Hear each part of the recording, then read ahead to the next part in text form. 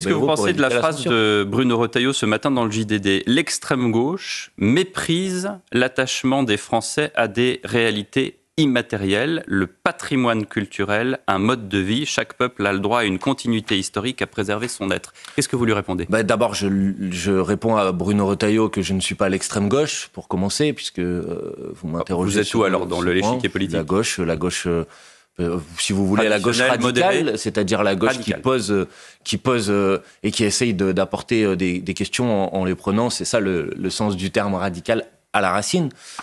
Pour le reste, Bruno Retailleau a une vision de la culture française qui est une vision qui ne correspond pas à la réalité de la culture française. Est-ce qu'il existe une culture française, selon vous? Mais évidemment qu'il existe une culture française qui est le résultat d'une forme de créolisation. La France, elle n'est pas figée dans une culture ou dans une identité qui n'aurait pas bougé depuis des siècles et des siècles, contrairement à ce qu'essaye de nous faire croire Bruno Retailleau. La culture française est le résultat de cette créolisation, le résultat de ce mélange aussi des cultures, et c'est une bonne chose. Il ne faut pas le voir comme une inquiétude. Est-ce que cette culture française, il faut selon vous la préserver?